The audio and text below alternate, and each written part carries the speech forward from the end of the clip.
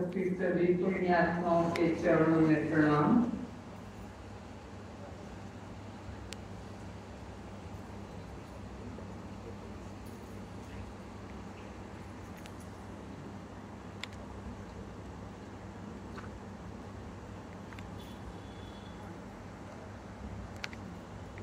कल जिन्होंने admission form लिया था वे फॉर्म भरकर ले आए हैं। एक फॉर्म पे उनको घर पे रखने का है नीति नियम। इस विद्या की क्लास के अंदर बैठने वालों के क्या नियम होंगे वे घर पे वो कागज रखेंगे। एक कागज आपके नाम, उम्र, अवस्था, जिज्ञासा का फॉर्म है वो भरकर लेके आए हैं। वो दे दें, उसे कलेक्ट कर लें।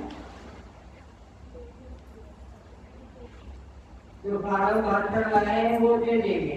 दोनों फॉर्म एक साथ दे रहे हैं तो एक लोग देंगे नीति नियम वाला, वो घर में रखने का।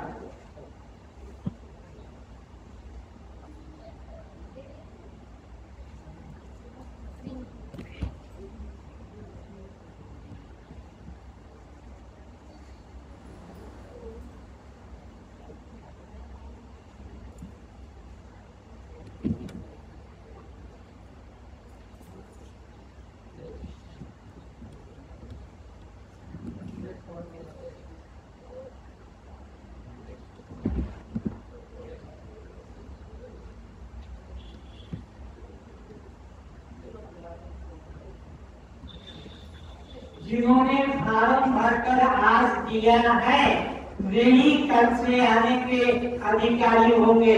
कल कोई भी नया व्यक्ति जिसका फॉर्म नहीं आया है वो एडमिशन नहीं पाएगा, वो मतलब नहीं आ पाएगा। आज जो फॉर्म भरकर देंगे बस उन्हीं का ही कल से आने की अनुमति होगी।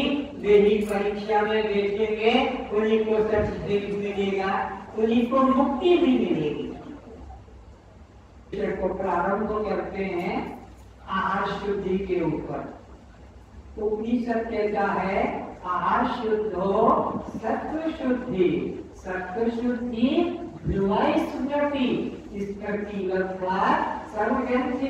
मोक्ष। अरे भाई, जिनका आहार शुद्ध होगा उनका मन शुद्ध होगा, जिनकी मन शुद्धि होगी उनको बुद्धि शुद्ध होगी, जिनकी बुद्धि शुद्ध होगी उनको ज्ञान होगा, और जिनको ज्ञान होगा उन्हीं को ही मुक्ति की प्राप्ति, परमात्मा की प्राप्ति होगी।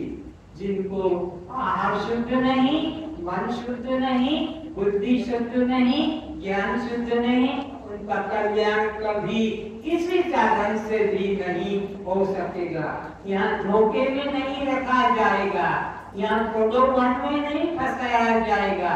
यहाँ तो शुद्ध ब्रह्म ज्ञान का जो तरीका है वेद, उपनिषद, गीता, रामायण आदि ग्रंथों के प्रमाण से। तो आहार शुद्धि की बात है। आहार शुद्ध से मन शुद्ध, मन शुद्ध से बुद्धि शुद्ध। तो नारद जी भगवान विष्णु के पास गए और कहा प्रभु इतने लोग आपकी भक्ति करते हैं, मंत्र कर रहे हैं, कोई माला कर रहा है, कोई पूजा कर रहा है, कोई पाठ कर रहा है, कोई व्रत उपवास कर रहा है, कोई योग यज्ञ ध्यान तक लगा रहा है, इनका उद्धार क्यों नहीं करते हैं, इनका कल्याण क्यों नहीं करते हैं? नारद जी ने भगवान विष्णु से यह प्रश्न कर दिया। भगवान विष्णु ने कहा नारद ये ब्रह्म पाने के, मुक्ति पाने के, शांति पाने के ये अधिकारी नहीं है। ये भगवान इतनी जल्दी सुबह उठकर आते हैं, नहाकर कपड़े बदलकर और आपके लिए पुष्प माला फल मेवा लेकर आते हैं, आरती उतारते, ये क्यों नहीं अधिकारी है? बोले नारद इनका आहार शुद्ध नहीं है, इसलिए इनकी प्रार्थना का कोई मूल्य नहीं, इनकी पूजा का कोई मूल्य नहीं, इनके पाठ का कोई मूल्य नहीं, इनके मंदिर कीर्तन का कोई मूल्य नहीं, सब पाखंड, सब धोखा मात्र है। नारद ने कहा आहार शुद्ध नहीं, ये बात है। तो दो तरह के प्राणी परमात्मा ने बनाए हैं, आज उसका प्रैक्टिकल भी होगा। इधर जो बनाया है परमात्मा ने, ये सात्विक शाकाहारी प्राणी है, ये वाले प्राणी मांसाहारी प्राणी है। दो तरह के प्राणी परमात्मा ने पृथ्वी पर बनाए हैं, एक मांसाहारी और दूसरा शाकाहारी। तो विचार करने की बात है कि जो शाकाहारी प्राणी है उनका तो भगवान कल्याण करेंगे, और जो मांसाहारी प्राणी है उसका परमात्मा कल्याण नहीं करता है। तो मांसाहारी बीच बीच में भाव लेने मत जाओ, जानते जान चुपचाप बैठ जाओ, कोई प्रवृत्ति बाहर की मत करो, कोई फार्म मत लो, जो बैठा है बैठा रहे, जाते समय बात करेंगे। तो कहने का अर्थ है कि परमात्मा ने दो तरह के प्राणी बनाए हैं। कौन कौन से? एक शाकाहारी और दूसरे मांसाहारी। शाकाहारी प्राणी किसको कहते हैं? जो जीवन पर्यंत मांस, मछली, अंडा, शराब, सिगरेट, गांजा, भांग, गुटखा, पुड़िया आदि दुष्ट क्रियाओं को सेवन नहीं करती, इनका कल्याण होगा, इन्हें शाकाहारी कहा जाएगा। ये भगवान के भक्ति के पूजा के ज्ञान के अधिकारी होंगे। मांसाहारी वे प्राणी है जो कि शाकाहार लेते हुए भी मांस, मछली, अंडा, शराब, सिगरेट, गांजा, भांग, गुटखा, पुड़िया, तंबाकू आदि सिगरेट, शराब का सेवन, ये मांसाहारी प्राणी की कैटेगरी में आते हैं। तो क्या पहचान करें कि ये मांसाहारी हैं और ये शाकाहारी हैं? तो उसके लक्षण नोट करने वाले नोट करेंगे। मांसाहारी प्राणी का लक्षण, जन्म के 7 दिन बाद उसकी आंखें खुलती है। परमात्मा ने उसको मांस खाने का अधिकार दिया है, चाहे वो बिल्ली के बच्चे हो कि कुतिया के बच्चे हो कि बापरी, जन्म के 7 दिन बाद उनकी आंखें खुलती है, जन्म के दिन उनकी आंखें नहीं खुलती है। इसलिए बिल्ली भी अपने बच्चों को साथ घर छिपा कर रखती है, क्योंकि कोई आएगा और उसको खा देगा, इसलिए हर घर में छुपा छुपा कर रखती है। कुतिया, बिल्ली, बाघनी, ये 7 दिन बाद इनकी आंखें खुलती है। नंबर 2, उनके अंधकार में देखने की योग्यता होती है। वे अंधकार में तेजी से दौड़ सकते हैं, भाग सकते हैं, अपने आहार को ढूंढ सकते हैं। नोट करो ना, क्वेश्चन परीक्षा में यही आएगा कि मांसाहारी प्राणी के क्या लक्षण होते हैं और शाकाहारी प्राणी तो क्या कहते हैं। तो इस तरह से तीसरा लक्षण, जिनके नाखून लंबे होते हैं, नुकीले होते हैं, पकड़ने के लिए जो शरीर में घुसा के और खींच लेते हैं आहार को। चौथा लक्षण होता है उनके कैनाइन टीथ होते हैं, दांत जो है 2 लंबे दाएं बाएं के बड़े नुकीले होते हैं और बाकी के दांत छोटे होते हैं। इसी प्रकार वे लोग जिह्वा से पानी पीते हैं। मांसाहारी प्राणी का 5वां लक्षण बताया कि जिह्वा से पानी पीते हैं। इसी प्रकार वे जो है सबसे पहले नंबर पे बता दिया आपको कि उनके 7 दिन बाद आंखें खुलती हैं। दूसरे ने बताया उनके कैनाइन टीथ होते हैं, लंबे नुकीले नाखून होते हैं, जीवा से पानी पीते हैं, अंधकार में देख लेते हैं। उनकी इंटेस्टाइन जो पेट की अंतनाली है 5 से 7 फीट लंबी होती है, बस इससे ज्यादा नहीं। और उनका लक्षण तो ये बताया। अब शाकाहारी प्राणियों का लक्षण इससे उल्टा है। जन्म के दिन आंखें खुल जाती है, तुम अपने पे विचारो, अपने पिता माता से पूछो, पिताजी माताजी मेरी आंखें कितने दिन के बाद खुली थी? पिता माता कहेगा तू कोई बिल्ली का बच्चा है, तू कुतिया का बच्चा है कि बागनी का जो पूछता है कितने दिनों में? अरे मनुष्य की आंखें, शाकाहारी प्राणियों की आंखें जन्म के दिन खुलती है। ये लक्षण बताया। दूसरा, जो पानी पीते हैं वे मुख के पास ग्लास रखकर और पानी पीते हैं, लेकिन शाकाहारी प्राणी ये स्थिति तो ऐसी है, लेकिन मांसाहारी प्राणी की वे जीवा से पानी पीते हैं, वो जीभ से पानी सोखते हैं। तुम जीभ से पानी नहीं पी पाओगे, तुम मांस खाने के अधिकारी नहीं हो। तुम जन्म के दिन आँख खुल गई, तुम मांस खाने के अधिकारी नहीं हो। परमात्मा के नियम के, प्रकृति के नियम के विरुद्ध काम करते हो, दुर्गति को पाओगे। चाहे मानो निरंजन की बात, की वेद की बात, की शास्त्रीय मानो या ना मानो, लेकिन वे दुर्गति को पाओगे। जो मुख से पानी पीते हैं और मांस भी खाते हैं, जिनकी जन्म की दिन आँख खुल गई और फिर भी मांस खाते हैं, पाप के भागी बनते हैं। तीसरा, अंधकार में तेजी से भागकर मांसाहारी प्राणी भोजन लेते हैं, शाकाहारी प्राणी विश्राम करते हैं। चाहे गाय हो, घोड़ा हो, गधा हो, बकरा हो, ऊंट हो, वो रात्रि को विश्राम करते हैं। अगर ये बाहर जाएंगे तो टकरा जाएंगे, गड्ढे में गिर जाएंगे, लेकिन बिल्ली कुत्ते दौड़ कर भी छत से उधर को चले जाते हैं, गड्ढे को पार कर जाते हैं। तो जिनके अंधकार में देखने की क्षमता नहीं है, उनको मांस खाने का अधिकार नहीं, खाते हैं, दुर्गति को खाएंगे, इसमें किंचित भी संदेह नहीं। और जिनके इंटेस्टाइन शरीर की, शाकाहारी प्राणियों की और मांसाहारी प्राणियों का भेद बताया। 5 से 7 फीट इतने में इंटेस्टाइन अर्धनाली पूरी होती है। इन शाकाहारी प्राणियों की 25 से 30 फीट लंबी इंटेस्टाइन होती है और 25 से 30 फीट इंटेस्टाइन बीमारी होने से काट के भी बचाया जाता है।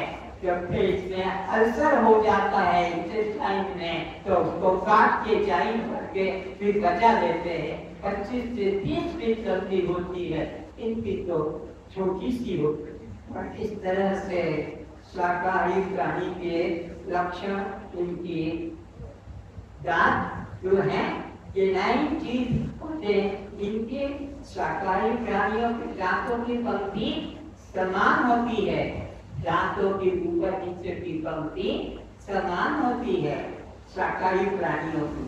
अपना गर्भगृह मुख देखें और बिल्ली का खुली मुख देखें, तो बिल्ली मुख खोले, कुत्ते का मुख देखें, उनके कैनाइन चीज अलग दाएं बाएं के बड़े दिखेंगे और बीच के छोटे, और आपके दांतों की पंक्ति बिल्कुल नाखून की तरह समान दिखेगी।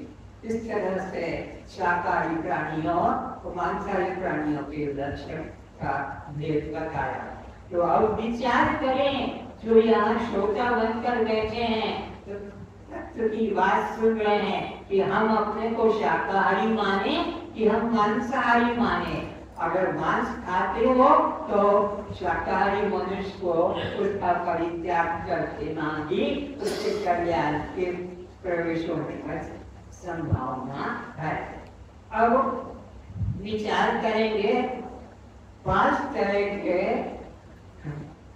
प्राणी हैं, उनको एक एक विषय में आसक्ति है, उनके भी नाम लिखेंगे, उनके विषय को भी समझेंगे। वे कौन से 5 प्राणी हैं जिनको एक एक विषय में आसक्ति है?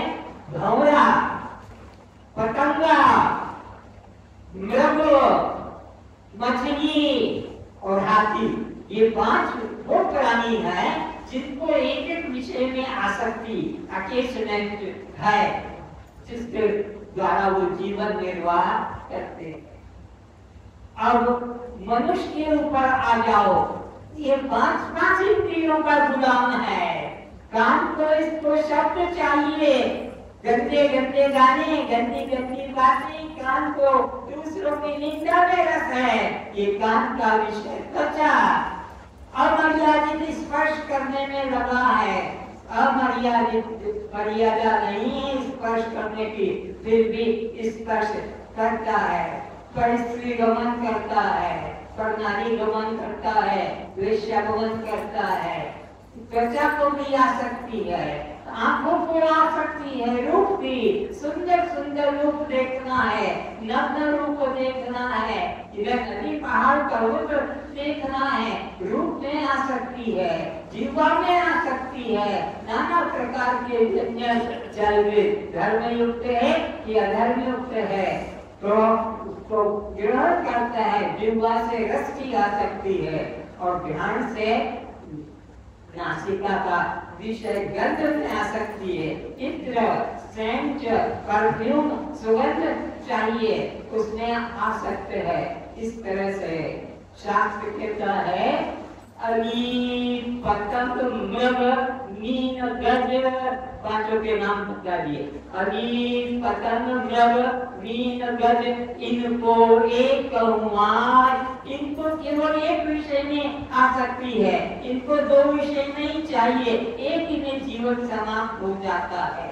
अब तुलसीदास जी कहते हैं, क्या कहते, तुलसी वाकी क्या गति, अरे उसकी क्या गति होगी उस प्राणी की, उस मनुष्य की जिसके पांच विषयों में आ सकती। तुलसी वाकी का गति, जाके पीछे पांच, जो पांच विषयों में आ सकता है उसकी क्या अवस्था हो, तो वो सदगति पाएगा कि दुर्गति। एक एक विषय वाला मृत्यु को पा जाता है, एक एक विषय में आ सकता, जो पांच पांच विषयों में आ सकते हैं उसकी तो दुर्गति निश्चित ही होगी। तो अब एक एक को समझे। भंवरा शीशम जैसी मजबूत लकड़ी को छेद कर देता है, शीशम जैसी, वही भंवरा कमल के पुष्प की गंध लेने में इतना आसक्त होता है कि उसी के अंदर वह बंद हो जाता है। सोचता है सुबह उड़ जाऊंगा, रात भर इसकी सुगंध का आनंद लेता रहूं। वो भंवरा जो शीशम की लकड़ी को छेद करने में समर्थ है, वह आसक्ति के कारण भंवरे के पुष्प में बंद होकर और मृत्यु को प्राप्त होता है। क्योंकि हाथी सुबह आता है और उस सरोवर में वो कमल की लताओं को, जालों को कुचल कर नष्ट कर देता है और वो भंवरा उसी कमल पुष्प के अंदर बंद हुआ मर जाता है। एक नंबर दो, अभी पतंग, ये पतंगा जो दीपक के ऊपर लगता है, दीपक तुम जला दो, सुबह देखो झाड़ू लगाओ तो कितने कितने पोक मिलते हैं। ये कहाँ से, ये दीपक की रोशनी देखकर इतने मोहित हो जाते हैं पतंगा कि अपने को उस पे स्वाहा कर देते हैं, उसके ऊपर कि मैं इस तेज रोशनी के अंदर स्वाद सुगंध जीवन व्यतीत करूंगा। इस तरह से पतंगा भी मरता है, केवल नेत्र इंद्रिय का विषय रूप में आसक्त होकर। अब आता है नंबर मृग का। मृग ये संगीत में इतना आसक्त हो जाता है कि सामने से तीर का निशाना किसी का बन जाता है। मृग को पकड़ने वाले संगीत की ध्वनि करते हैं, बांसुरी बजाते हैं और एक शिकारी छुपकर बैठ जाता है। तीर मृग उस संगीत की आवाज को सुनकर और बजा और उसके समीप होता है और उधर से दूसरा छुपा हुआ शिकारी तीर मारता है और प्राण निकाल देता है। ये मृग की मृत्यु संगीत में आसक्त होने से वो मरता है। पर ये मृग को क्यों मारा जाता है? अब वो राज भी तुम सुन लो। ये बाबा लोग जो अपने को बाबा दिखाना चाहता है समाज में कि मैं कितना बड़ा महात्मा त्यागी हूँ, कि बाबा लोग मृग चर्म को गगन में दबाकर अपने शिष्यों के गांव में जाते हैं, मृग चर्म बिछाकर झाड़ के नीचे कहीं स्थान पर बैठते हैं।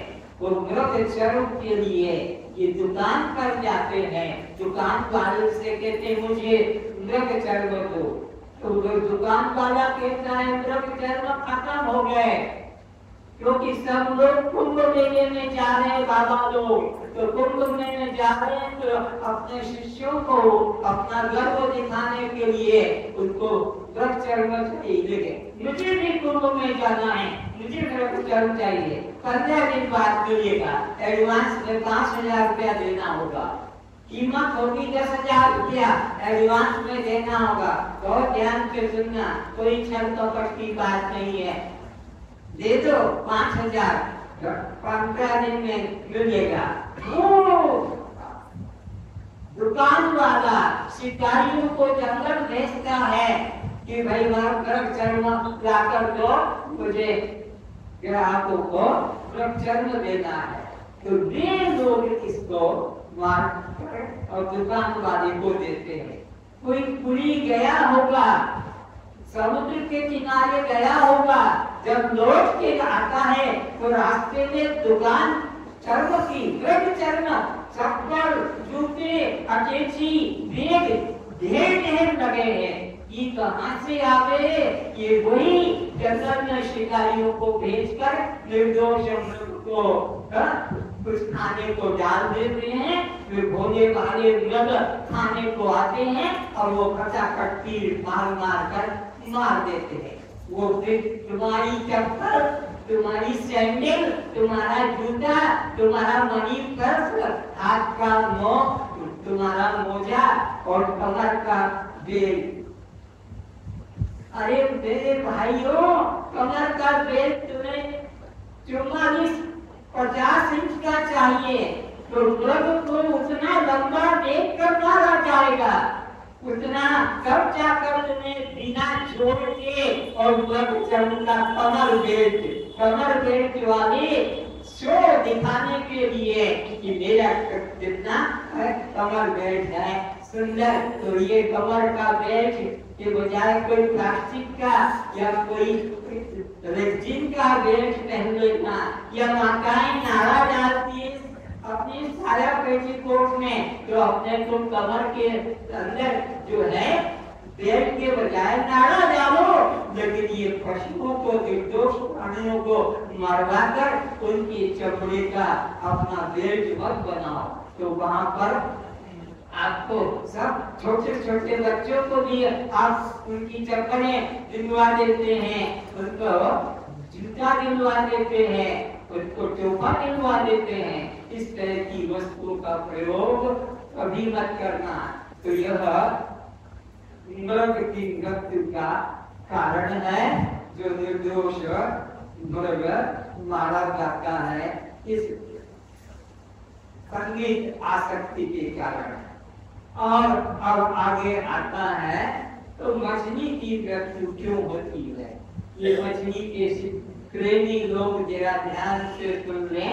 मछली की मृत्यु होती है, मछली पकड़ने वाले बरसात के दिनों में पतले पतले लंबे लंबे जीव चलते हैं कादों में, उसको हिंदी में तो हिडोला कहते हैं, लंबा पतला छोटा मोटा जैसे नाड़ी की तरह, उसको इकट्ठा करके रख लेते हैं मिट्टी के बर्तन के अंदर।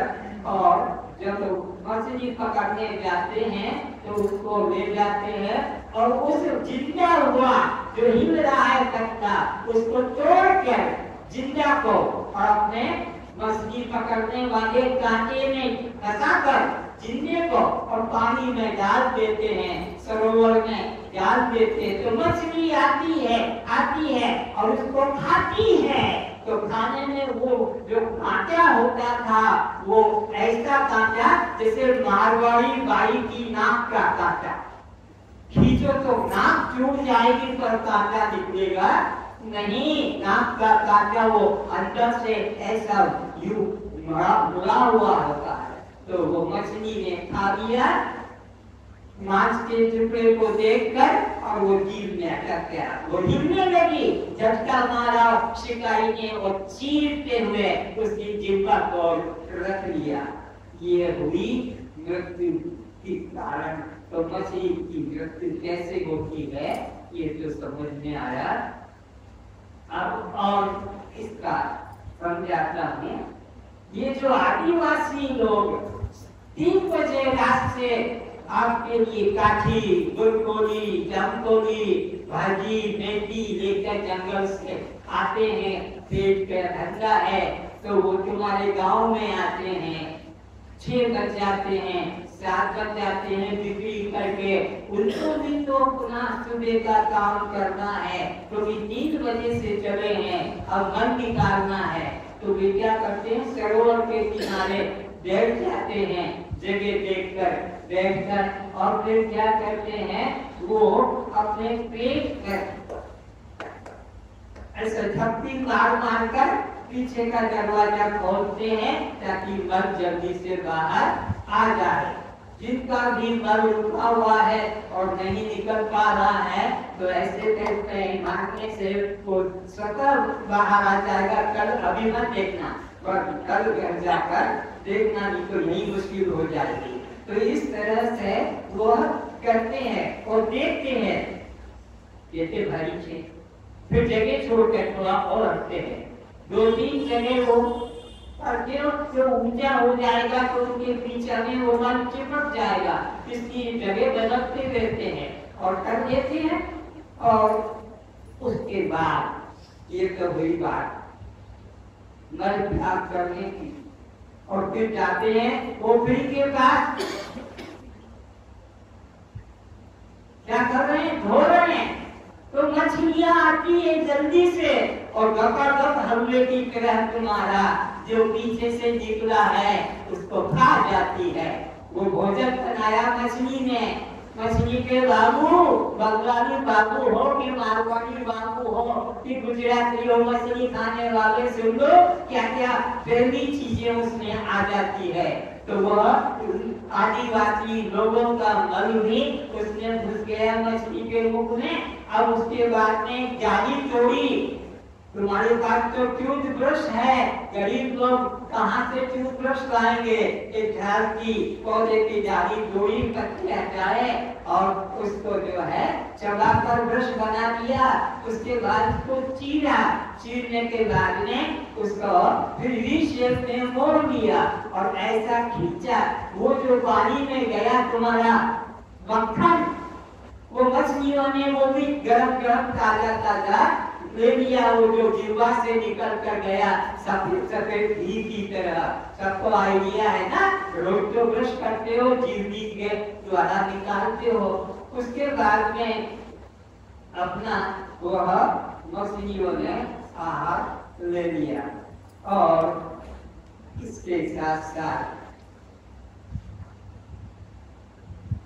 मछलियों को बाजार में ले आए और बाजार में फिर प्रेमी लोग तो आधा केजी, 1 केजी, वो आधा केजी, 1 केजी की 250 ग्राम में मछली के साथ साथ क्या क्या आया, वो आदिवासी महिलाओं का हगा, वो आदिवासी लोगों का कफ, उनका जो है उसके अंदर फूक, वो सब उसके अंदर। और फिर जोर से झटका मारा नासिका पे तो वो जो निकला डालडा वो भी मछलियों के पेट में, क्योंकि सब मछलियों का वो भोजन है और वो भी खा लेते हैं। क्या सुंदर आइटम है, क्या चंचल में ये कॉलेज के पढ़े लिखे लोग, बड़े ऑफिसर बने, ऊंची कुर्सी पे बैठे क्या क्या खा रहे हैं, ये सब उसके पेट के अंदर आ जाता है। तो इस तरह से इसकी मृत्यु का कारण, मछली की मृत्यु का कारण बताया। इस तरह से मछली की मृत्यु होती है। अब नंबर आया हाथी का। ये हाथी कैसे मरता है? तो हाथी को ये दांत पाने के लिए एक दांत की जोड़ी भारत में 30,000 है। एक दांत की जोड़ी हाथी की। इंग्लैंड अमेरिका में 50,000 उसका दाम है। तो वो लोग जंगल में शिकारियों को भेजकर हाथी के दांत निकालने के लिए एक बहुत बड़ा गड्ढा बनाते हैं और गड्ढे के ऊपर बांस बिछा देते हैं, उस पर मिट्टी डाल देते हैं, उसमें पानी का छिड़काव और अन्न डाल देते हैं, तो वो हरा हरा जमीन के लेवल में वो गड्ढा बन जाता है, हरा हरा। और फिर जंगल का हाथी को वे लोग मारने वाले बजा बजा के आवाज करके ढोल के उस गड्ढे वाले हाथी गड्ढे के ऊपर एक नकली हाथी बनाकर रख देते, नकली हथनी बनाकर रख देते हैं। वो नकली हथनी की तरह उधर उस जंगली हाथी को, जिंदा हाथी को ढका रहा जाता है और वो जाकर गड्ढे में हाथी गिर जाता है। उसको 15 दिन भूखा प्यासा रखा जाता है और उसको दांतों को, जिंदा को जो है दांतों को काट के निकाला जाता है। और जब तुम्हारा दांत निकालता है तो पहले उसको शून्य करता है, एनेस्थेसिया देता है, क्या जो भी करता है, ऐसे उसको मारा जाता है और वह तरफ तरफ कर बढ़ता है। तब जाकर वो हाथी के दांत प्राप्त होते हैं और विदेशों में जाकर उसे वह बिक्री करते हैं। इस तरह से कहा अली पतंग मीन गज इनको एक तुलसी बाकी का गति जाके पीछे पास उस मनुष्य की क्या गति होगी? क्या गति का मतलब दुर्गति होगी। एक एक विषयों में जो आसक्त है उन प्राणियों की जो मृत्यु हो जाती है, जो पांचों विषयों में आसक्त है उसकी क्या दुर्गति होगी। इस तरह से इशारा दिया गया है। तो अब जिन लोगों को परमात्मा की भक्ति करना है, परमात्मा से अपना कल्याण चाहना है, उनको सबसे पहले आहार शुद्ध होना चाहिए।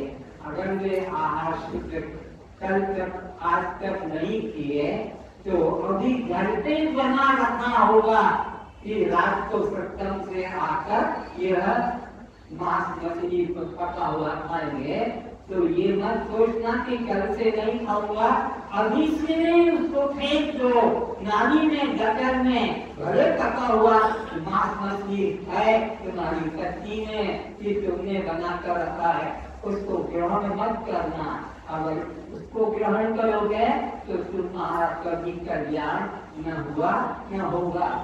फिर क्या होगा? फिर अगला जन्म यही होगा जो तुम चाहते हो, मछली जो तुम चाहते हो, यह मगर जो तुम चाहते हो, मगर जब तुम चाहते हो कि यह कुत्ता, जो जो आहार में ले रहे हो, जे कई बुनिवे कई कई काटिवे, जैसा बोया जाएगा वैसा ही काटा जाएगा। तो तुम्हारी मांस मछली में आसक्ति है तो तुमको उसी योनि में परमात्मा पहुंचा देगा कि जा अब तुम जो है कुत्ता बन के खाते रहना, अब बिल्ली बन के चूहों को खाते रहना, अब जो है बाघ बनकर गाय को, घोड़े को और ऊंट को खाते रहना।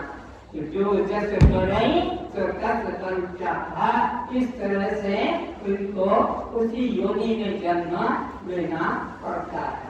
अगर अपना जीवन सुधारना चाहते हैं और कुत्ता जन्म नहीं लेना, फिर बाघ जन्म नहीं लूंगा, बिल्ली जन्म नहीं लूंगा, कि चूहा जन्म नहीं लूंगा, अगर ये इच्छा है तो फिर उनका आहार को उन्हीं में छोड़ना, मनुष्य होकर उनके आहार को मनुष्य में स्वीकार मत करना, नहीं तो जैसा बोलेगा वैसा ही काटा जाएगा। इस तरह से उस आहार का हमें त्याग करना होगा।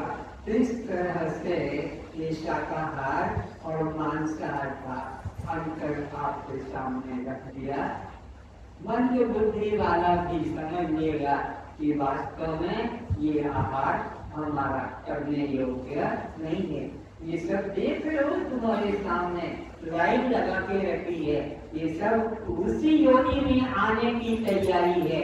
मैं दिखा रहा हूँ कि अगर ये आहार में रुचि रही तो इसी के अंदर आना होगा। और अगर मनुष्य योनि में आना चाहते हैं तो जो 5 आहारों में आ सकती है, अब उनसे हमारे को जीवन निर्वाह के लिए खाएं, लेकिन विषयों में आसक्त होकर न रहें। अगर आसक्त रहेंगे तो उसी अनुसार फिर हमको भी योनि लेना पड़ेगी। इस तरह से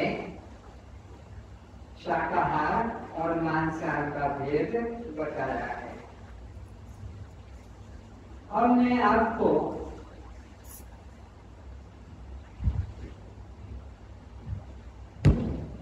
दृष्टा और दृश्य का विवेक जगाने की चेष्टा करूंगा। ये बहुत बहुत महत्वपूर्ण है शब्द दृष्टा और दृश्य, जड़ और चेतन। तो जड़ चेतन का बोध सबको हो गया कि आप जड़ हैं, बोलो। तो आप दृश्य हैं, तो आप दृष्टा किसे कहते हैं ये भी बता दो। जो सबको देखता हो, अपने को भी देखता है और सबको भी, किंतु उसे कोई नहीं देखता, उसे दृश्य कहते हैं। जिसे कोई नहीं देखता वो तो दृष्टा है, पर वो जिसे देखता है दृष्टा वो जो सबको देखता है, अपने को भी देखता है। पर दृश्य वो जो अपने को भी न देखे और देखने वाले को भी न देखे, जो अपने को भी न जाने और दूसरे को भी न जाने। तो अब मैं आपको आपके परिचित सिनेमा गृह से इस बात को उठाता हूँ। सिनेमा गृह प्राय सभी ने देखा होगा, किसी ने नहीं भी देखा होगा तो आज मेरे समझाने से समझ लेना। एक बहुत बड़ा हाल होता है, 200-300 आदमी बैठ जाते हैं, दीवार पर तक मैं दिखाऊंगा वो भी करके। आज रात को ऐसे घर नहीं जाने दूंगा, पिक्चर भी दिखाऊंगा। तो उस पिक्चर में जो दृश्य बनेगा पर्दे के ऊपर, उसको सिनेमा हॉल में कितने लोग देखने वाले, नंबर पर्दे के पास जो श्रेणी है उसको कौन सी श्रेणी कहते हैं, थर्ड क्लास। उसके पीछे सेकंड क्लास, उसके पीछे फर्स्ट क्लास, उसके पीछे बेलकुनी। इस सिनेमा हॉल के अंदर की व्यवस्था बता दी। Third class, second class, first class, balcony. ऊपर है वह प्रोजेक्टेड रूम जहाँ से वो फिल्म को ऑपरेटर का रूम जो दिखाता है। समझ में आ गया? नहीं आया? कभी सिनेमा नहीं देखा लेकिन मोबाइल पे देखा। मोबाइल में जो दिख रहा है उसको तो देखते हो कि नहीं देखते हो? जो गर्दन कागज पे हिला लाना, अरे मोबाइल नहीं देखा कभी तो बीएसए से कर रहा है तो दिमाग खराब है क्या? अरे जो दिख रहा है वो दृश्य है और देखने वाला। तो अब थर्ड क्लास में तुम देखे हो और पर्दे पर पिक्चर देख रहे हो, तो पर्दा हो गया दृश्य और थर्ड क्लास का दर्शक क्या बन गया? क्या कहलाएगा? दृष्टा। ये देख लिया कि थर्ड क्लास के लोग दृष्टा हैं और पिक्चर देख रहे हैं, जो बना हुआ है वो दृश्य है। लेकिन थर्ड क्लास के पीछे एक क्लास और है, उसको कहते हैं सेकंड क्लास। उसमें जब लोग आ गए तो अब वो लोग क्या क्या देख रहे हैं? थर्ड क्लास को भी देख रहे हैं कि कौन कौन हमारे मित्र बैठे हैं और पिक्चर को भी। तो सेकंड क्लास वाला कितने के दृष्टा बन गया? थर्ड क्लास वाला एक पिक्चर को दृश्य देखता है, सेकंड क्लास वाला पिक्चर को, थर्ड क्लास को दो को देख रहा है, सेकंड क्लास वाला। अब उसको कहोगे दृष्टा। उस वक्त पर फर्स्ट क्लास, ये थर्ड क्लास वाला दृश्य बन गया। सेकंड क्लास वालों के सामने थर्ड क्लास वाला क्या बन गया? अब उसके पीछे फर्स्ट क्लास में फिर लोग आ गए, तो फर्स्ट क्लास वाला किन को देखेगा अपने आगे? सेकंड क्लास वालों को भी देखेगा, थर्ड क्लास वाले को भी देखेगा और पिक्चर को भी देखेगा। अब इस तरह से वो फर्स्ट क्लास वाला अपने को क्या मान रहा है कि मैं दृष्टा हूँ, और ये सेकंड क्लास और ये थर्ड क्लास पिक्चर तीनों मेरे लिए दृश्य है। अब उसके पीछे बेलकुनी में फिर लोग आ गए, तो बेलकुनी वाला अब देखता है फर्स्ट क्लास वालों को भी, सेकंड क्लास वालों को भी, थर्ड क्लास वालों को और पिक्चर को। चार का दृश्य बन गया बेलकुनी वाला।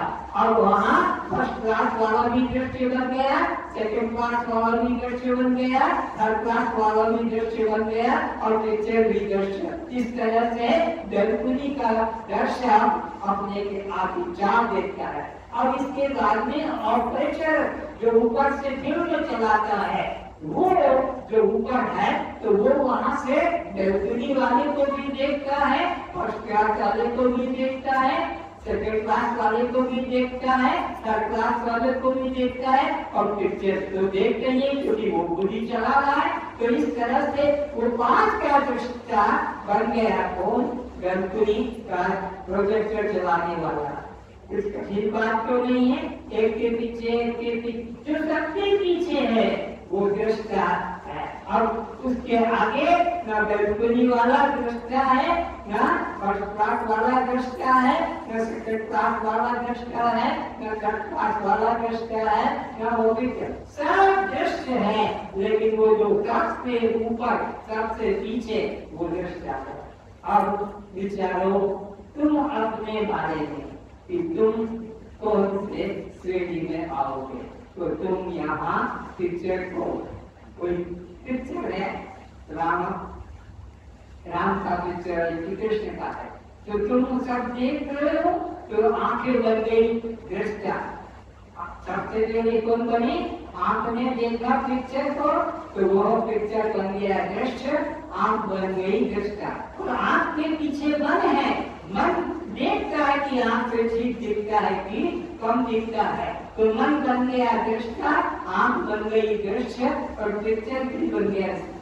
मन के पीछे बुद्धि है और बुद्धि हो गई दृष्टा, और वो मन को भी देखती है और वो आंख को भी देखती है और पिक्चर को भी। इस बुद्धि के पीछे जो दृष्टा है वह आत्मा है, और वह आत्मा तुम हो। अस्तु निश्चय करो कि मैं वह आत्मा हूँ जो मन को भी देखता है, बुद्धि को भी देखता है, चित्त को भी देखता है, अहंकार को, मन बुद्धि चित्त अहंकार सबको देखता है, इंद्रियों को भी देखता है, पांचों इंद्रियां, पांचों विषयों को। अस्तु तुम वो दृष्टा हो जो सबको देखे और उसे कोई न देखे। आज से क्या करो, तुम दृष्टा हो, बोलो हमको दृष्टा है कि हमें कोई देख, हम सबको देखते हैं पर हमें कोई देखता। इस बात को मैं प्रश्न के द्वारा और स्पष्ट करूंगा। सावधानी से उत्तर देना। आज की क्लास बहुत बहुत तुम्हारे लिए जरूरी है इंडोर क्लास में प्रवेश करने के लिए। तो बताएं सब किसे कहते हैं? जल्दी से देरी मत करो। अरे रोज बच्चों की तरह पूछा जाता है जिसका कभी नाश न हो। तो शरीर सत्य है कि मिथ्या है? शरीर मिथ्या है। शरीर सत्य क्यों नहीं? क्योंकि शरीर का नाश हो जाता है। समझ में आ रहा है ना? प्रश्न बहुत सरल है। मन सत्य क्यों नहीं है? सत्य वो जो सदा रहे। मन बदल जाता है, कभी चंचल, कभी कामी, कभी क्रोधी, कभी लोभी, और गहरी नींद में मन रहता ही नहीं है। इसलिए जो सदा रहे वह सत्य है और वह मैं स्वयं हूँ। तो मन सत्य क्यों नहीं? क्योंकि वो सदा यही रहता है। प्राण सत्य है कि तुम सत्य हो? प्राण आने जाने वाला वो भी सत्य नहीं, क्योंकि कभी अंदर जाता है, कभी बाहर आता है, कभी ब्रह्म रत्न में पहुंच जाता है, कभी तेजी से चलता है तो कभी धीमे से श्वास। तो मन भी सत्य नहीं, प्राण भी सत्य नहीं, इंद्रियां भी कभी ठीक देखती है, ठीक सुनती है, कभी कम सुनती है, कभी बिल्कुल नहीं सुनती है, इसलिए वो भी सत्य नहीं।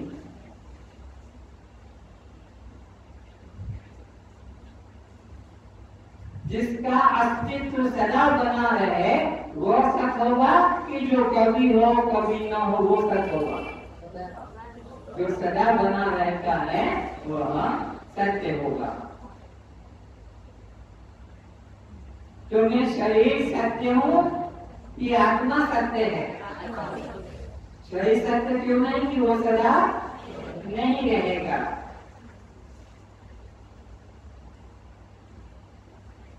ये सब किसके द्वारा देखे जाते हैं? वो दृष्टा कौन है?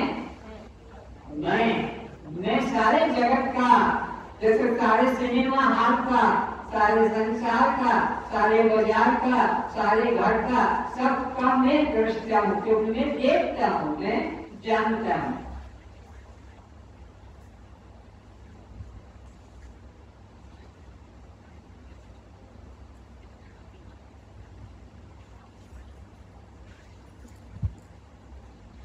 तो दृष्टा शरीर से पृथक है कि शरीर से मिला हुआ है?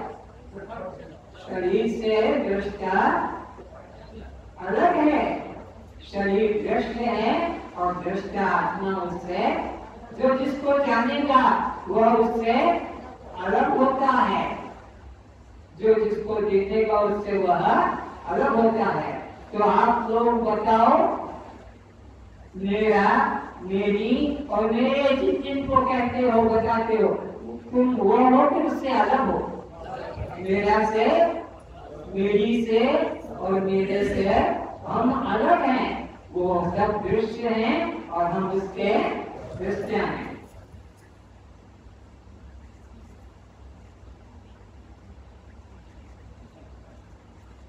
अनादिकाल से आप हैं या गुरु भगवान है? अनादिकाल से गुरु भगवान काल में आते हैं, अनादिकाल से हम हैं। अगर हम ना होते, पाप ना करते, तो गुरु किसके लिए धर्म की शिक्षा देने आता? परमात्मा किसके लिए? जो है उद्धार करने के लिए आता।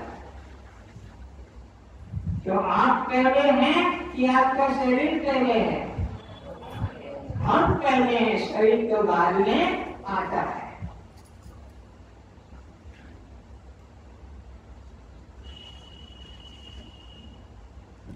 जल और पानी में क्या भेद है?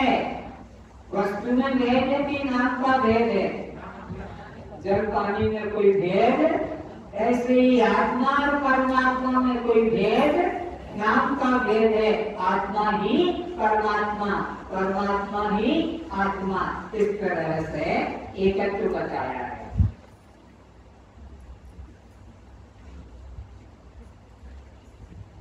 हम अपने में को तीन में जोड़ते हैं। शरीर में भी में भाव जोड़ लेते हैं, इंद्रियों में भी में भाव जोड़ लेते हैं, मन में भी में भाव जोड़ लेते हैं।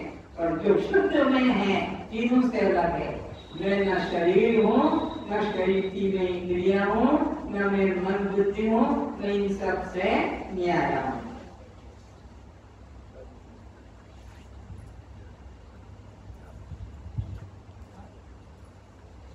वह कौन है बताना?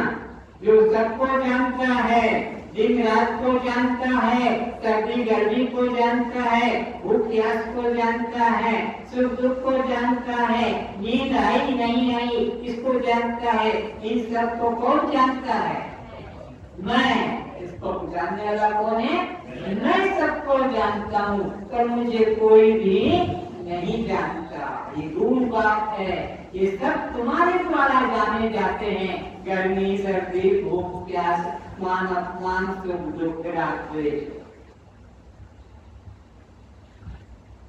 तो चेतन किसे कहते हैं? जो अपने को भी जाने और सबको जाने। तो जड़ किसे कहते हैं? जो अपने को भी न जाने और किसी दूसरे को भी। तो जड़ चेतन का भेद याद रखना। तो मैं जड़ हूं कि चेतन हूं? बोलो। मैं दृश्य हूं कि मैं दृश्य हूं? अरे मैं शिव हूं कि मैं शिव हूं? मैं प्रकाश हूं कि स्वयं प्रकाश हूं?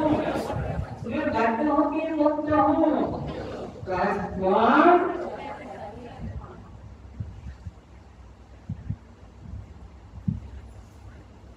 तो आप बोलो संसार में कौन जड़ है और कौन चेतन है? मैं चेतन हूं। संसार, पूरा संसार जड़ है।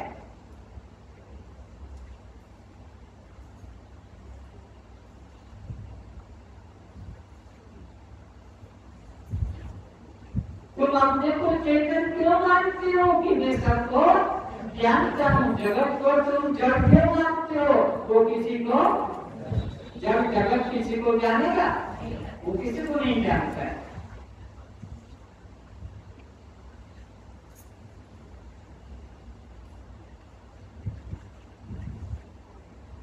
असत किसे कहते हैं? असत जो कहा तो जाए पर छू कर पकड़ कर बताया, उसे क्या कहेंगे? बोलो। असत। जिसे सिनेमा हाल में सिनेमा में समुद्र देख रहे हो, तूफान देख रहे हो, बगीचा देख रहे हो, मिठाई की दुकानें देख रहे हो सिनेमा में, पिक्चर में, तो बताओ कि उसमें कौन जड़ है और कौन चेतन है? हम और वो सिनेमा सब जड़। और उसमें कौन सच है और कौन असत है? मैं तो सच हूँ, लेकिन सिनेमा में जो दिखा हाथी, घोड़ा, कुत्ता, बिल्ली, नदी, पर्वत, बगीचा, वो सब असत है। कहा तो जा रहा है, आंखों से देखा जा रहा है, लेकिन छूकर कोई पकड़ कर बता नहीं सकता। उस समुद्र के पानी में कोई डूब सकता है? समुद्र का पानी वो कंक्रीट में है, वहाँ समुद्र भी नहीं, नदी भी है, वर्षा भी है। सिनेमा में देख रहे हो, लेकिन वे कोई हमारे काम का नहीं है। आप कब सोते हैं जी? देते मुझे सोची। अरे जवाब दो ना, कहीं जग रहा है तो। मुख के जाके मुख सदा वेले सोची। मैं सदा से सोता आ रहा हूँ, अनादिकाल से सोता आ रहा हूँ। निशा सब सोवन हारा। रामायण में भगवान राम कहते हैं तुम लोगों को, ये जितने देखे सुन रहे हैं, दिख रहे हैं, इंजीनियर हैं, डॉक्टर हैं, प्रोफेसर हैं, मशीन का काम करते हैं, गाड़ी चला रहे हैं, लेकिन सब सो रहे हैं। सोने का मतलब आंखें बंद करना नहीं, सोने का मतलब है अपने को देह मानना। सोने का मतलब क्या है? देह मानना।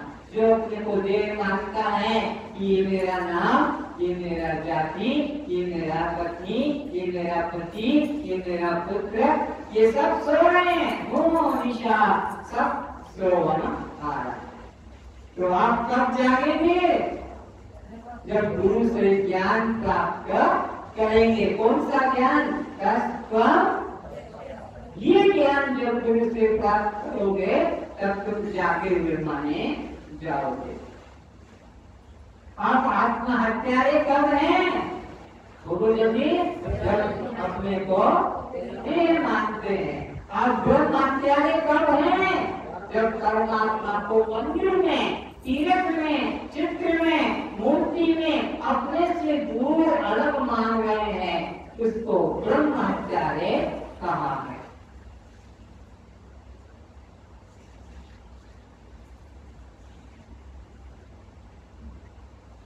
मरी गाय पानी पी सकेगी? घास खा सकेगी? दूध दे सकेगी? तो जो मर गए दादा दादी, नाना नानी, माँ बाप जो तुम्हारे घर से मर गए, वो श्राद्ध की वस्तु ग्रहण कर सकेंगे? बोलो। कल मरी गाय आज कुछ ग्रहण नहीं करेगी।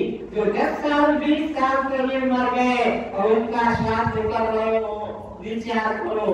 और ये भ्रांति कबीरदास जी ने अपने गुरु रामानंद स्वामी के मन से निकाली। रामानंद स्वामी ने कबीर जी को क्या कहा? क्या गाय का दूध लिया, आज मेरे बाप का श्राद्ध करना। कबीर जी गाय के पास गए, बाल्टी लेके और गाय के आगे घास रख दिया और देखे बहुत देर हो गई, कबीर जी नहीं आए गाय का दूध लेकर। तो गुरु गए ढूंढने, कबीर को देखा कि गाय के पास बैठे हैं घास उसके आगे, लेकिन वो गाय तो मरी हुई थी। तो कबीर से पूछा, क्यों अभी तक क्या कर रहा है? बोले महाराज ये दूध देगी तभी तो मैं दूंगा। अरे पागल, ये मर गई है, ये कल की मरी गाय ये दूध नहीं देगी, ये घास पानी नहीं देगी। तो पिताजी आप जो श्राद्ध हो, गुरु जी आप जो श्राद्ध करेंगे अपने पिता का, ये कब मरे थे? बोले इनके मरे 25 साल हो गए। फिर 25 साल मरे, आज आपकी दूध को खीर बनाकर खिलाएंगे, तो ये खाएंगे? कबीरदास की बात सुन के गुरु को ज्ञान हो गया, हो गया शायद, चलो वापस। फिर तो गाय तो मरी हुई है, तो मरी गाय दूध नहीं देगी। वो ऐसे ही मरा हुआ दादा की दादी की माँ की बात को श्राद्ध का खीर, श्राद्ध की कोई वस्तु खाने वाले और लोग श्राद्ध मनाते। आज भी मनाया होगा, कल भी मनाया होगा, मुझे पता नहीं, जिसका जब लगता है श्राद्ध मनाते हैं।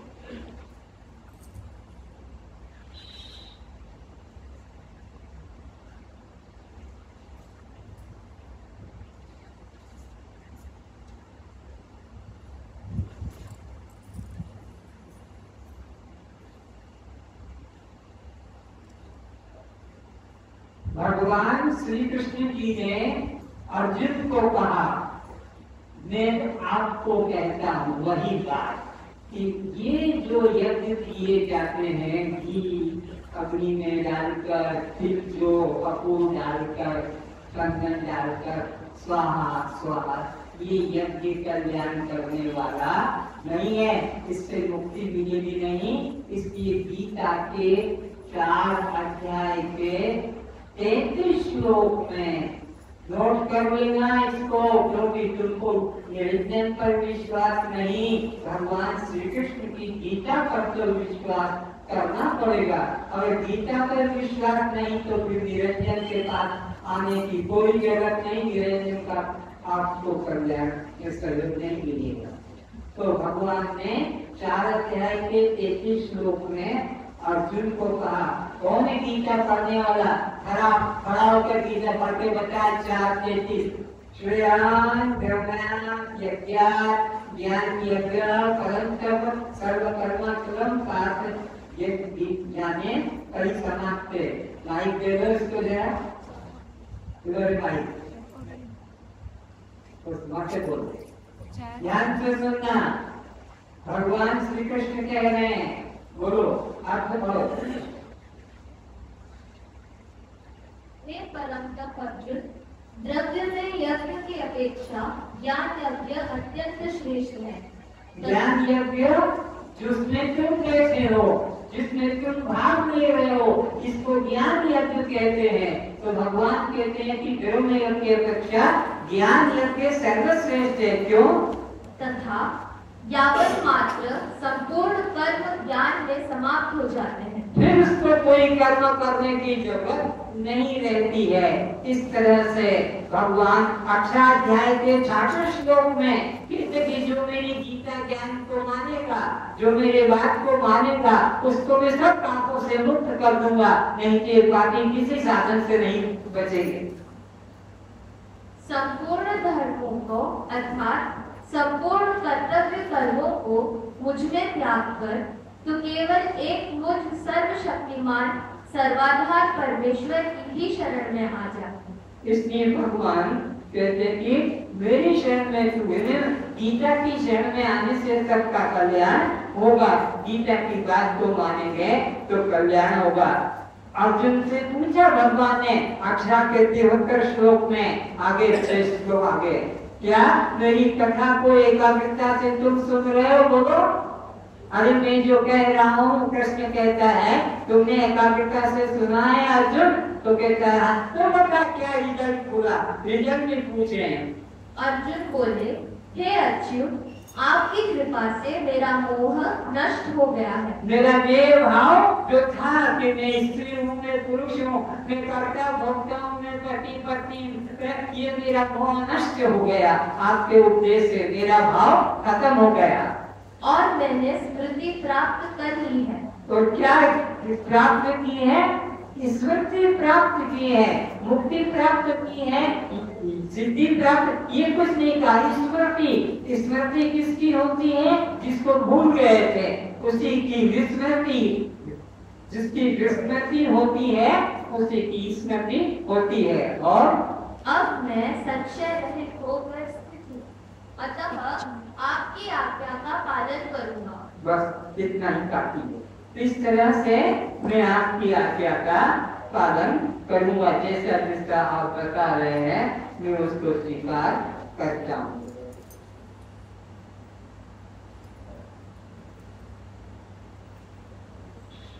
हजारों वर्षों का अंधकार हो गुफा में, घर में, और दीपक जला दो तो अंधकार दूर होने में कितने वर्ष लगेंगे?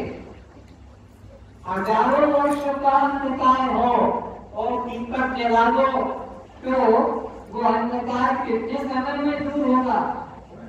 तत्काल। ये सही अनादिकाल का ज्ञान है, लेकिन ज्ञान गीता का पाओगे तो तुम इसका ज्ञान अंधकार से तत्काल मुक्त हो जाओगे। ऐसा भगवान ने गीता में प्रतिज्ञा की है कि वो तत्काल मुक्त हो जाएंगे। सत्तावान लभते ज्ञानम तत्परा सहितेन्द्रिय ज्ञानम लब्ध्वा परम शांति मचि रणदे गच्छति। 4 अध्याय के 39 श्लोक में भगवान ने विश्वास दिलाया कि उनके सब पापों से मैं उनको मुक्त कर दूंगा।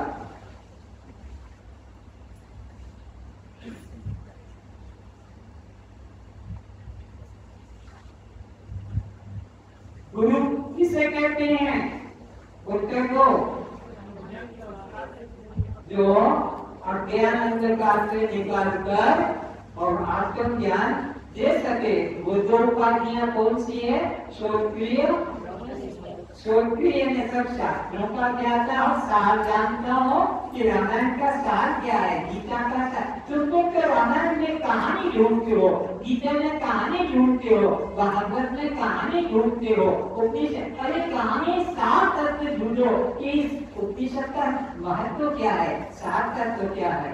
तो गुरु शास्त्रों के अर्थ को जानने वाला और ब्रह्म का अनुभव कर चुका हो।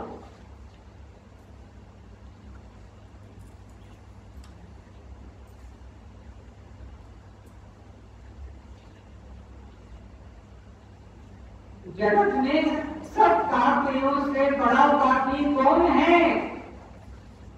गाय की हत्या करना, गुरु की हत्या करना, पिता माता की हत्या करना, पशुओं की हत्या करना, ये हत्याएं हैं। लेकिन भगवान कहते हैं कि सबसे बड़ा पापी कौन है? जो अपने को देह मानता है। और पापियों का कल्याण हो जाएगा। पुण्य करके, धर्म करके वो अपना सदगति मनुष्य जीवन पाएंगे। लेकिन अपने को जो देह मानता है, इस महान पापी का पाप किसी साधन से नष्ट नहीं होगा।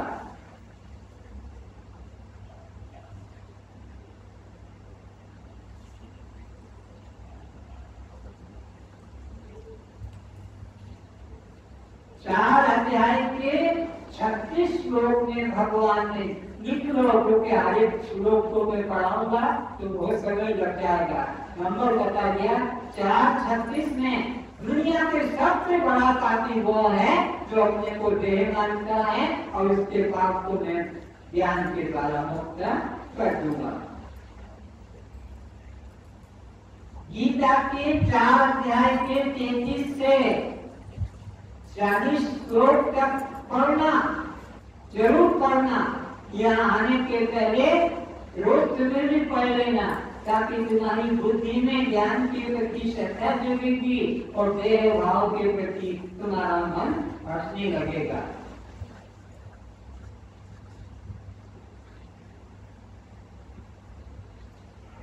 गुरु को ब्रह्मा क्यों कहते हैं, गुरु को विष्णु क्यों कहते हैं और गुरु को शंकर क्यों कहते हैं? क्या कारण है कि गुरु ब्रह्मा और गुरु विष्णु और गुरु शंकर? कोई एक बताए। गुरु को ब्रह्मा क्यों कहते हैं? ब्रह्मा सृष्टि करता है, विष्णु पालन करता है और शंकर संहार करता है। गुरु को ब्रह्मा क्यों कहा? वो ब्रह्म भाव उत्पन्न करता है, पैदा करता है। गुरु को विष्णु क्यों कहा? आत्मभाव की रक्षा करता है। उपनिषदों के प्रमाण से, अपने प्रवचन के द्वारा आपको सही उपदेश देकर आपको गलत मार्ग से निकालता है। और गुरु को शंकर क्यों कहा? तुम्हारे देह भाव का, कर्ता भाव का, जीव भाव का संहार करता है। गुरु आपका देह भाव रहने नहीं देगा, गुरु आपके अंदर कर्ता भाव नहीं रहने देगा और गुरु आप में बंद भाव नहीं रहने देगा।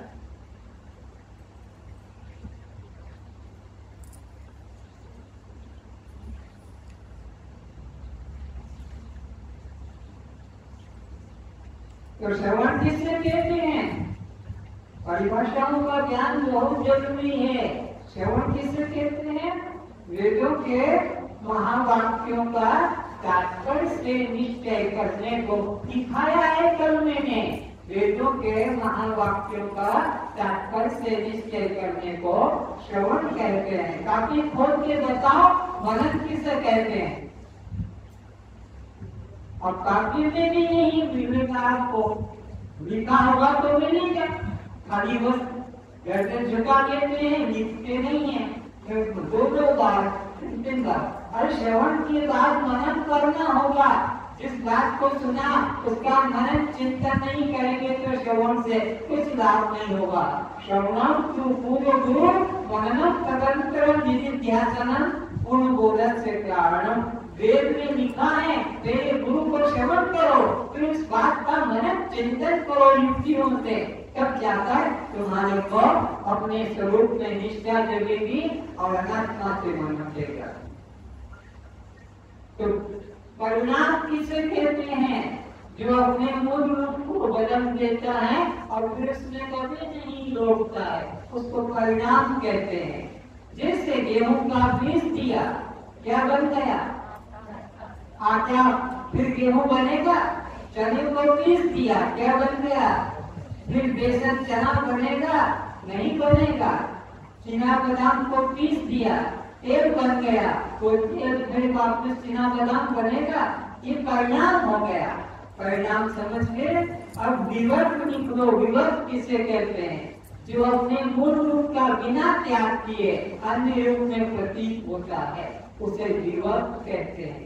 अपने मूल रूप को बिना छोड़े अन्य रूप में जो दिखाई पड़े उसे विवर्त कहते हैं। जिससे सोने के अलंकार, चूड़ी, चेन, अंगूठी कुछ भी बन गई, लेकिन सोना का त्याग नहीं हुआ। लकड़ी का त्याग कभी नहीं हुआ। कुर्सी बनाओ, टेबल बनाओ, मकान बनाओ, चक्रा बनाओ, बेलन बनाओ, कि खाद बनाओ, इसी प्रकार सूत का त्याग नहीं होता। चाहे तुम चादर बनाओ कि मफलर बनाओ कि साया बनाओ कि साड़ी बनाओ कि पेन बनाओ, कि मूल रूप का बिना त्याग किए अन्य रूप में जो प्रतीत होता है उसे विवर्त कहते हैं। इसी प्रकार जैसे पानी का गर्म कर दो, भाप बना दो, उसी का जो है तुम देखो कि लहरें बन जाती है, उसी का बर्फ हो जाता है, लेकिन पानी का त्याग नहीं होता। तो ऐसे ही ब्रह्म सर्व जगत के रूप में है। ये ब्रह्म का विवर्त है। जैसे कि यह सोने के सब अलंकार विवर्त है, ऐसे ब्रह्म रूप में जगत सर्वम गौतम रूपम जगत सर्वम। सिया राम में सब जग जानी, जो सारा जगत सिया राम है। ये कैसे है? जिससे सब अलंकार सोना है, सब फर्नीचर लकड़ी है, सब जो है बर्तन प्लास्टिक के हैं, इसलिए सारा जगत ही एकमात्र ब्रह्म है। आज का विषय को मैं यही समाप्त करता हूँ, क्योंकि आपको ये पिक्चर देखना है, आंखों से कभी नहीं देखना होगा कि कैसे हम जीवों की हत्या होती है हमारे द्वारा और कैसे पाप लगता है। और इसके अंदर देरी नहीं करेंगे, पिक्चर कहाँ पीछे से होगा, इधर है पर्दा। पर्दा किसी ने जानता है? हम लेकर भर कर नहीं देंगे तो ज्यादा समझदारी है, या कल घर से भर कर लाएंगे। जिन्होंने फार्म नहीं भरा कल वे नहीं आएंगे, बस वे ही लोग आएंगे जो आज फार्म लेकर भर कर दे देंगे। समझ के मेरी बात को सुनी? तो जिसको रुचि जगी है कि मेरे को फार्म भरना है, हाथ उठा के बता दो कितने लोगों को फार्म भरना है। ये रोज आएंगे, 10 दिन का कोर्स है, 10 दिन रोज 2 घंटे का रोज है। ठीक है, जाते समय फार्म देंगे, नहीं तो अभी फार्म देंगे तो ये पढ़ने में लग जाएंगे।